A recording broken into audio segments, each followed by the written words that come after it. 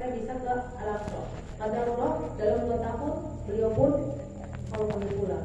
Maka ini kita belajar lagi Bu ya. Nggak cuma satu generasi Bu ya.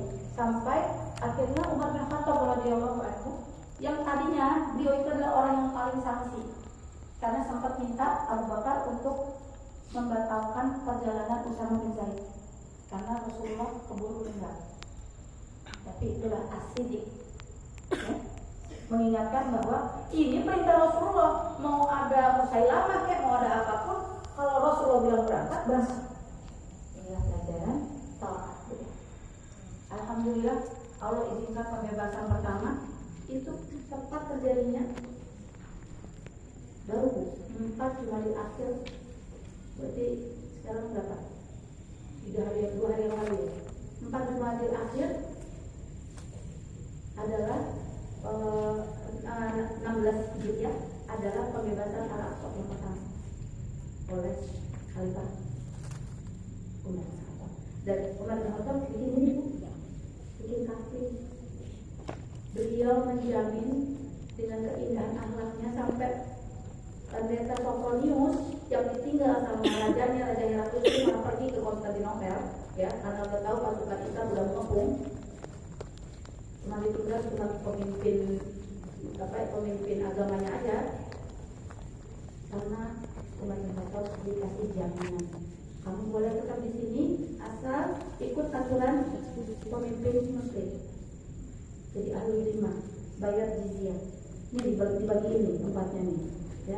Ini yang Kristen, yang Armenia. Karena Kristen ada beberapa Bu ya, tapi saya nggak akan bahas kristologis ini.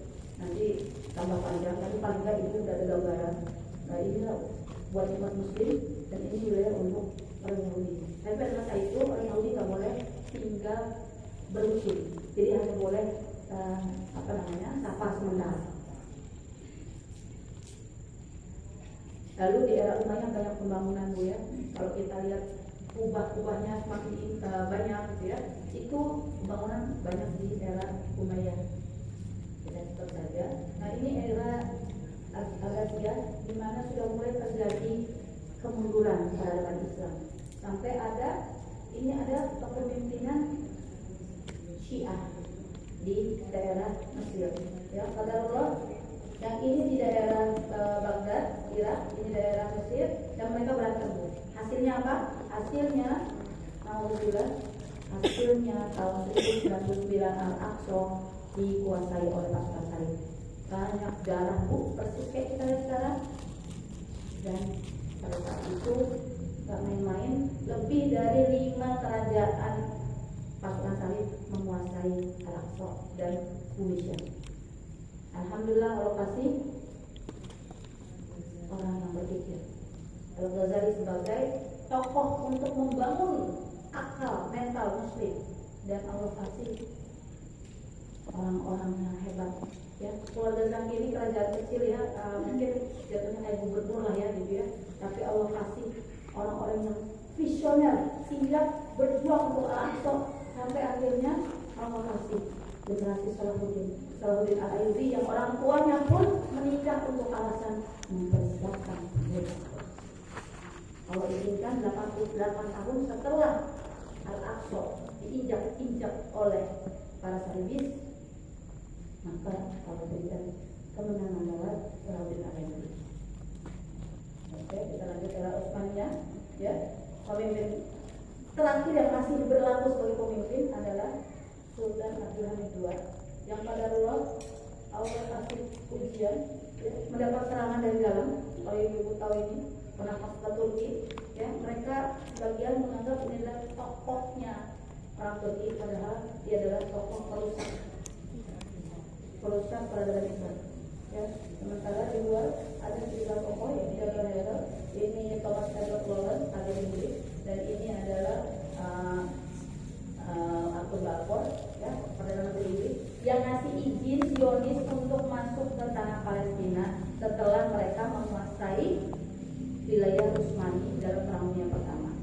Panjang Bu ya historis ya, tapi ini singkatnya aja ya. Akhirnya apa?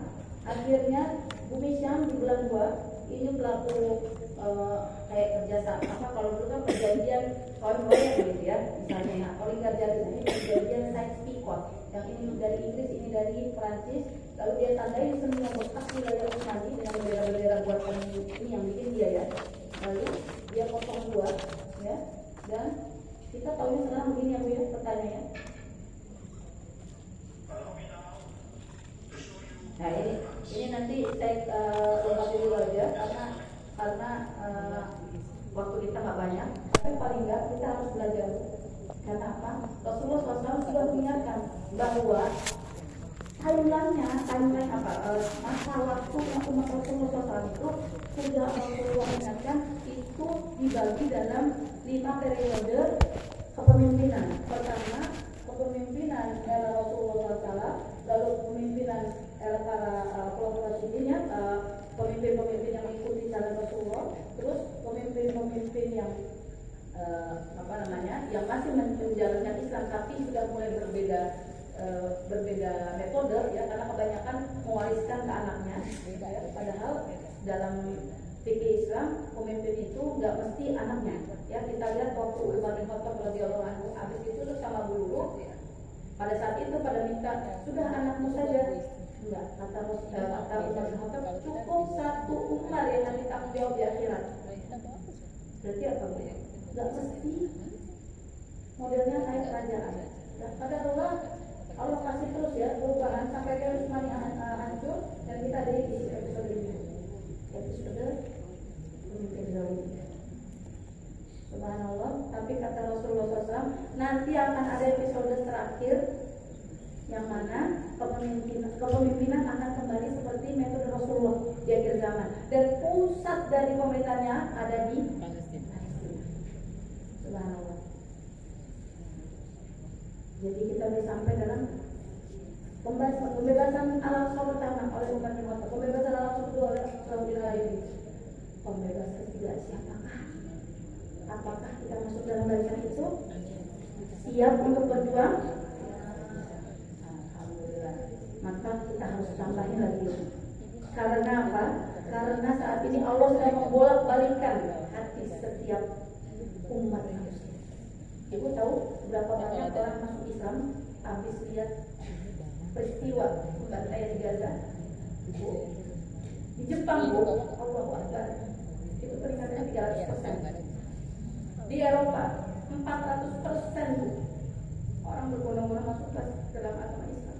Tapi di negeri ini Bu, la haula wala quwwata illa billah, kita menunggu umat Islam yang bertambah sedikit.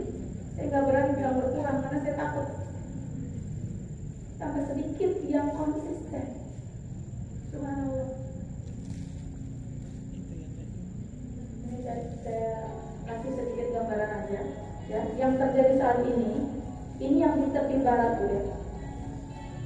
Kondisinya